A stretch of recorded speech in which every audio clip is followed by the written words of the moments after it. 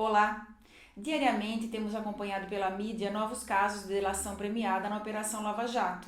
Mas, tecnicamente, o que é a delação premiada? Quem nos explica no programa de hoje é o Dr. Alexandre Soares Ferreira, que é coordenador do curso de Direito na Faculdade Max Planck e é também presidente da OAB em Indaiatuba. Bem-vindo, Dr. Alexandre. Obrigado, bom dia, obrigado pelo convite. É uma felicidade estar É aqui uma com honra você. recebê-lo aqui no Lado a Lado. Então vamos falar aí sobre a delação premiada, que a gente está vendo tanto aí na TV, na mídia. O que é a delação premiada e em quais crimes, em quais tipos de investigação esse instituto pode ser utilizado? Pois não. Olha, primeiramente é bom esclarecer que a delação premiada, ao contrário do que muitos pensam, não é um instituto novo no direito brasileiro. Na verdade, ele tem mais de 15 anos. A Lei de Crimes Hediondos, que foi editada em 1990, já trazia uma espécie de delação premiada para aquele que denunciasse a organização criminosa e levasse a êxito a prisão dos comparsas.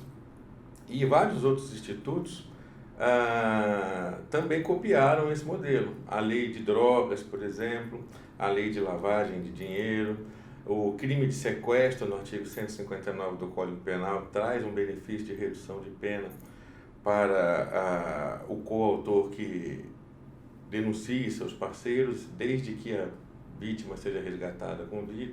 Então é um instituto que vem vindo no direito brasileiro há mais ou menos 15, 16 anos.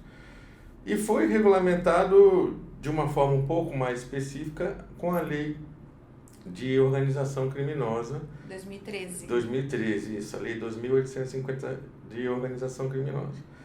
E, na verdade, delação premiada é o nome popular que deram, né? Chama colaboração premiada. Seria, de uma forma tranquila, simples, de dizer um benefício dado àquele que, colaborando com a justiça, voluntariamente desse alguma informação, que levasse a um efetivo resultado para a justiça. Em troca disso, ele teria alguns benefícios que pode ir desde uma redução de pena até mesmo perdão judicial. A lei fala que a colaboração tem que ser voluntária e efetiva. Você poderia explicar para os nossos internautas o que significa isso? Voluntária e efetiva? Posso. Voluntária é exatamente o que o termo quer dizer. O delator, ele não pode, ou o colaborador, como a lei gosta de chamar, ele não pode ser obrigado a entregar os seus comparsas. Se ele for obrigado, deixa de ser um benefício, né? Enfim. Então tem que partir voluntariamente dele, sem nenhuma pressão externa, a vontade de colaborar com a justiça. Agora, não é só a simples informação que vai dar a ele algum benefício, até porque isso faria com que várias pessoas declarassem falsamente informações para conseguir alguma coisa. Tem que haver uma efetividade, um resultado positivo para a justiça através das informações conseguidas pelo colaborador. E também não é qualquer resultado. Quais seriam esses? Primeiro, descobrir os demais comparsas da organização criminosa. Segundo, recuperar, quando for o caso, o produto do crime. Terceiro, em se tratando de uma organização criminosa grande, com hierarquia, descobrir essa estrutura hierárquica e chegar nos demais membros. E quando for o caso de crimes envolvendo sequestro de pessoas, também que a delação resulte na efetiva recuperação com vida do sequestrado. E por último, numa situação em que seja possível recuperar ou o produto de um crime ou os bens adquiridos com o produto daquele crime. Nessas hipóteses somente que a lei declara como efetiva uma colaboração e confere aí ao colaborador algum tipo de benefício. Doutor, e quais benefícios o colaborador pode ter com a delação? Olha, ele pode ter desde uma redução de pena, então a lei, não só a 12.850, como desde lá da Lei de Crimes Hediondos, tem trabalhado num patamar de redução de 1/3 a 2/3, e esta redução de 1/3 a 2/3, essa sim vai ser verificada pelo juiz, de acordo com o valor daquela colaboração, né? Quanto mais importante for a colaboração, maior vai ser a redução da pena, e vice-versa. Outro benefício seria a progressão de regime. Por exemplo, se a eventual pena do delator, porque a gente subentende que o delator vai ser condenado, se ele está confessando um crime.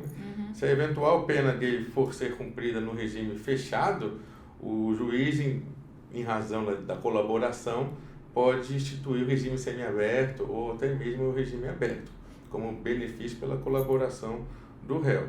E pode até, inclusive, o perdão judicial, que é a absolvição total e a pessoa não responderia por nenhum tipo de crime.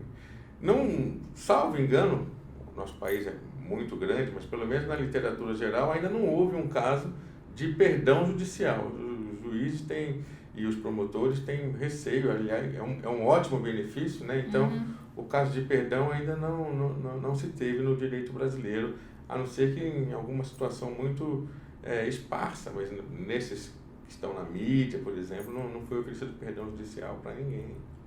A delação premiada, ela antes mesmo de chegar no judiciário, ela é formalizada através de um acordo com o promotor de justiça, também pode ser com o delegado, sempre acompanhado de advogado. Como é um acordo, a proposta teoricamente é livre. Então, o promotor ou delegado, prevendo a informação que vai ter, e obviamente que existe uma entrevista prévia com o colaborador para saber que tipo de informação que ele pode dar. Então, aquela informação sendo interessante para o promotor, que é o dono da investigação criminal, do processo, do delegado, ele oferece o que ele acha relevante por aquela informação, que pode ser essas 3 hipóteses que eu lhe falei, que futuramente, sim, vai ser levado para um juiz homologar. Sempre acompanhado de advogado, é feito um documento escrito, redigido, para que também fique firmado lá o compromisso, até porque se o colaborador não cumprir com o que está ali, ele não vai ter os benefícios. E qual a sua avaliação sobre o uso da delação premiada aí na Operação Lava Jato? Olha, do ponto de vista do clamor público, da sociedade, a gente tem visto que a colaboração premiada talvez tenha sido o único instrumento que tenha trazido efetivos resultados para a investigação no Lava Jato. Claro que a gente não tem acesso aos autos, ao processo em si, mas ao que parece, as grandes vitórias da Lava Jato, as grandes informações da Lava Jato vieram através de delações premiadas. Né? Recentemente tivemos a do Cerveró, né, que causou grande polêmica, mas já tem o Delcídio do Amaral, enfim. Eu imagino que a Lava Jato sem a colaboração premiada seria uma operação que talvez já tivesse até terminado. E algumas pessoas argumentam que está havendo um abuso do uso da delação premiada, né? Que isso encaminharia para uma desmoralização do Instituto. O que você pensa a respeito? Olha, existe uma crítica muito grande, não só na banalização da delação premiada, eu acredito que quando se fala em abuso, se fala em banalização. Por que banalização? Na verdade, o Estado ele tem a obrigação de ter todos os elementos para investigar, apurar um crime e condenar as pessoas. E, infelizmente, não tem. Né? A gente vê todo dia na mídia questões de impunidade, crime. E a delação premiada, a colaboração premiada, deveria ser, na verdade, uma das últimas hipóteses que o Estado recorreria. Né? Na eventualidade de não ter nenhum outro jeito de chegar naquela organização criminosa, a gente abre mão de um direito da sociedade, que é de efetivamente punir um infrator, para poder chegar em outros infratores. Então, a colaboração premiada, ela deveria ser vista como exceção. Último recurso. Último recurso, porque, afinal de contas, ela pode deixar solto um criminoso, e um criminoso, muitas vezes, quase sempre grave, porque ela só se aplica, vamos lembrar, em organizações criminosas. Né? Não tem delação premiada para crimes pequenos, né? Para furto, para roubo e tal. Ela só se aplica para organizações criminosas. Então, sempre são crimes de grande efeito na sociedade. E essa é a primeira crítica que se faz. A justiça tem usado isso como primeira opção, e quando, na verdade, teria que usar como última opção. Na falta de qualquer outro recurso, seria uma hipótese. Doutor, para encerrar aqui a nossa entrevista, que foi tão produtiva aí com relação à delação premiada, eu queria perguntar como é que está lá a nova casa da OAB, que vocês estão de nova casa lá na OAB em Indaiatuba. Sim, estamos, obrigado. Enfim, a gente inaugurou recentemente a nova casa. Indaiatuba hoje conta com quase 1.000 advogados, então a nossa sede anterior já não acolhia adequadamente os advogados, então conseguimos mudar para uma sede bem maior, com auditório grande. Temos a intenção de trazer futuramente uma farmácia da CAASP para os advogados de toda a região. Estamos lutando para isso. E a casa também agora está atendendo adequadamente os advogados, cabe perfeitamente todos em nossos cursos, nossas palestras, e inclusive conseguimos melhorar a questão da acessibilidade também, que na outra casa era um pouco defeituosa. A casa nova está preparada para receber também as pessoas que têm algum problema de mobilidade, os advogados idosos. O novo endereço da Casa do Advogado em Indaiatuba é? Fica na Rua Humaitá, 1539, no antigo cartório Mesquita. Que delícia, casa nova para os advogados em Indaiatuba. Muito bom recebê-lo aqui, doutor Alexandre. Obrigado, foi uma honra. Obrigada por todas essas informações que o senhor nos passou sobre a delação premiada e parabéns pela nova Casa do Advogado lá em Indaiatuba. Muito obrigado pela acolhida, parabéns você também pelo programa.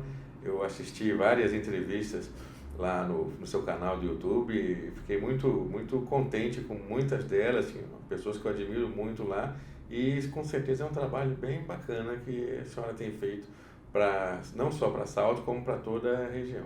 Obrigada, doutor. Obrigada mais uma vez pela sua presença e obrigada a vocês que curtem o Lado a Lado. Vocês recomendem aos amigos se vocês gostam, comentem e a gente se vê daqui uma semana no próximo. Beijo e até lá!